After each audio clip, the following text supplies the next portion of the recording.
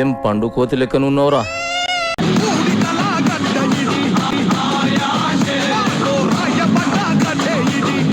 పోతానన్నయ్య, నేను పోతాను. నాకు ఇది వద్దు, వద్దన్నయ్య, నేను పోతాను.